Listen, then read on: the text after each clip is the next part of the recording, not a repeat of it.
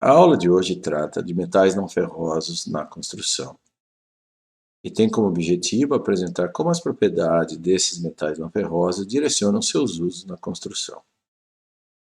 Os metais mais utilizados na construção estão ilustrados nesse slide. Destaca o aço como aquele de maior consumo na construção em todo o planeta, devido às suas propriedades mecânicas, disponibilidade, custo, durabilidade, entre outras. Mas é muito importante entender que metais como alumínio e cobre trazem vantagens competitivas outras para as soluções de construção. O alumínio associa resistência, durabilidade e leveza, cobre suas ligas, acabamento estético, questões de condutividade elétrica, condutividade térmica diferentes, por exemplo, do aço. Portanto, é importante que se utilizem metais adequados para funções adequadas, né? O critério de seleção de materiais, na verdade, é muito baseado nas necessidades do projeto. Então, para que a gente possa ter acesso a informações dos materiais, de maneira geral, lança-se mão de tabelas ou diagramas de propriedades que unificam isso de uma maneira simples, de uma informação bastante palpável como critério de seleção, que nos permite entender as diferenças entre esses materiais e essas grandes famílias. Esse diagrama aqui específico é um diagrama de Ashby que associa resistência mecânica no eixo Y, a vertical, e densidade no eixo X, horizontal. Quanto menos denso e menos resistente, vamos encontrar aqui as famílias das espumas, dos polímeros, subindo os materiais naturais, as madeiras, passando pelos compostos, cerâmicas, e chegando nas famílias dos metais, que aqui está em vermelho. Geralmente são os materiais de alta resistência e alta densidade. Agora, se a gente olhar do ponto de vista dos três metais importantes para o setor de construção, né, aço, alumínio e cobre, e olhar de maneira geral como a faixa de variação de resistência mecânica para diferentes famílias, tirando as espumas, geralmente está associada ao ganho de resistência e não à variação de densidade, especificamente nos metais, isso é muito importante, suas ligas. Isso significa o seguinte: o aço, ele, como o seu teor de ferro é acima de 98%, né, a sua densidade varia pouco, porque a densidade tem a ver com a composição. Mas diferentes tratamentos térmicos e mecânicos, né, diferentes elementos de liga podem levar a aços com diferentes níveis de resistência, atingindo valores extremamente elevados. Preste atenção que temos uma escala logarítmica aqui. O alumínio, por sua vez, é um metal que tem como resistência de base muito menor que a do aço, mas tratado com processos termomecânicos, com elementos de liga, pode atingir resistências bastante boas, bastante elevadas, e algumas comparáveis à do aço, mas com uma diferença, muito menos densos. Então, eu tenho aqui, numa análise, resistência, densidade, desempenho compatível, às vezes até superior do aço, se eu estou querendo produzir, por exemplo, elementos esbeltos, elementos delgados, onde eu preciso de resistência e menos massa possível, né? Então, a gente tem que trabalhar não só com resistência, sempre com um par de propriedades.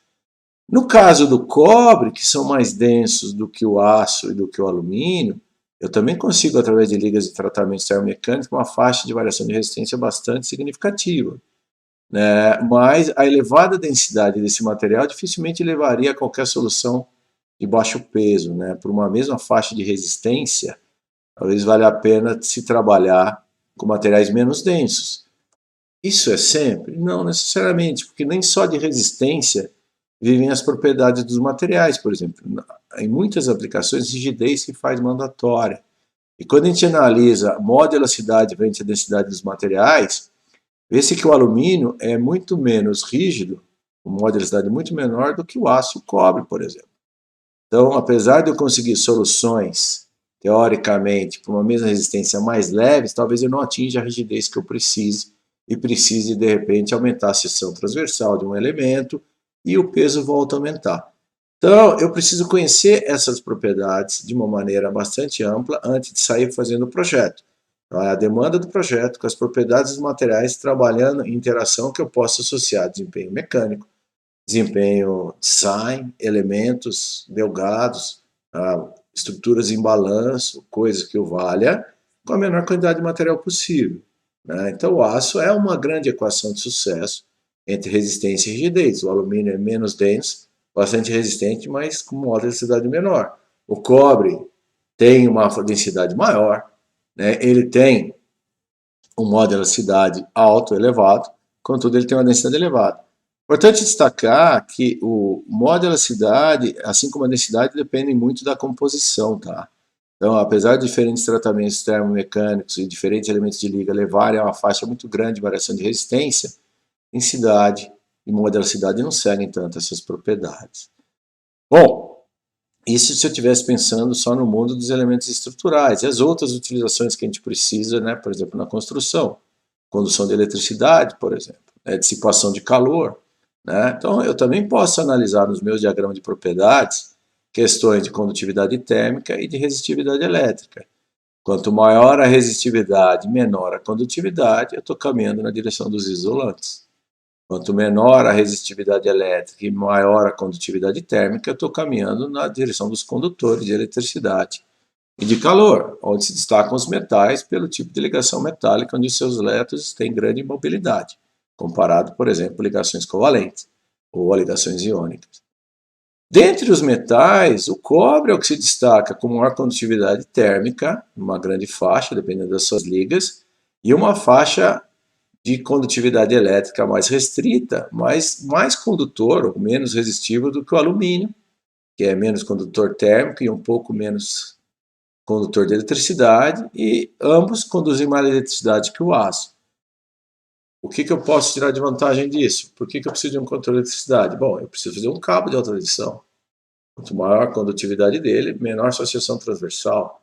Só que se ele é um metal que tem uma baixa resistência mecânica, esse fio não se sustentaria.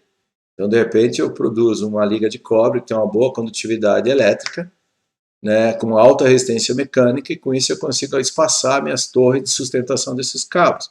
Então, as propriedades precisam se cruzando para eu tomar uma decisão de que utilizar quando. Tão importante quanto as questões elétricas de resistência também são as propriedades térmicas. Nós vimos no diagrama anterior condutividade térmica e resistividade elétrica. Aqui eu tenho condutividade térmica no eixo X, no diagrama anterior estava no eixo Y, né? Como a gente pode ver aqui. Esse aqui agora jogado no X, né? E aqui eu tenho expansão térmica.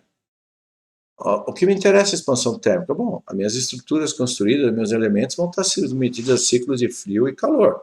Se essa variação dimensional for muito grande, eu tenho que saber disso, porque as conexões, as juntas, a dimensão pode mudar, né? Você, de repente, a tua casa tem um tamanho, esquentou muito, ela aumenta um pouquinho. Será que as tuas conexões foram pensadas para isso? Ou situações como no concreto, por exemplo, onde tem uma barra metálica engastada dentro do concreto para suportar os esforços de tração.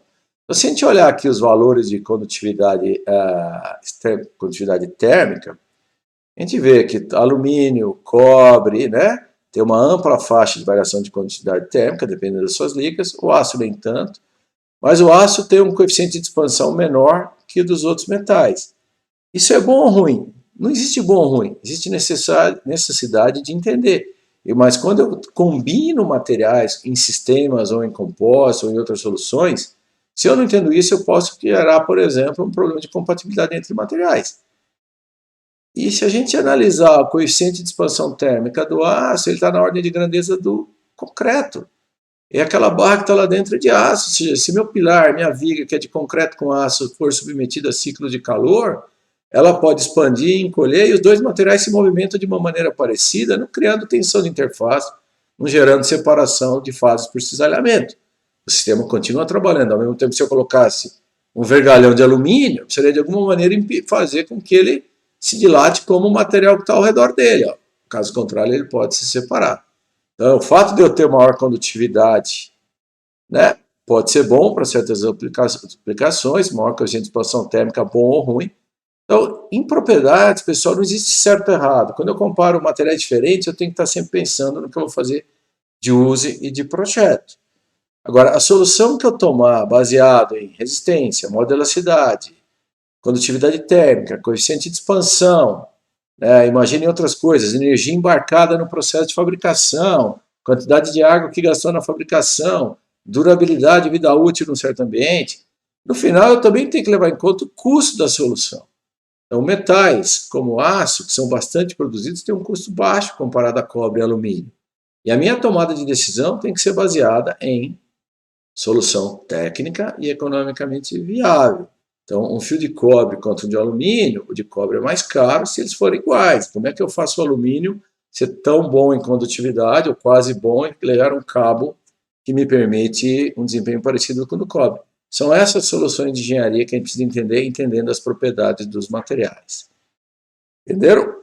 Bom, em sequência, a gente vai discutir no próximo vídeo as questões do alumínio e do cobre especificamente. Obrigado.